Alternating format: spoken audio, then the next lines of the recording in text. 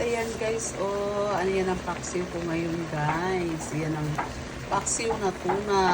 Pagkatapos ko ipaksiw yan guys, lalagyan ko siya na coconut milk. So, magiging ginataang tuna na yan guys.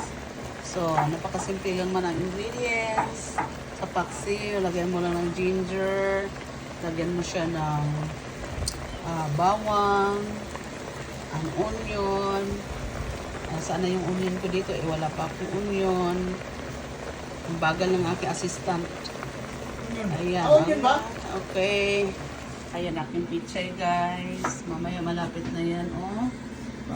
Anuhin ko lang yan. Mamaya lagyan ko na siya ng ano guys. So mamaya i-fix ko mamaya yung aking. Ito malapit na maluto yung aking pakso.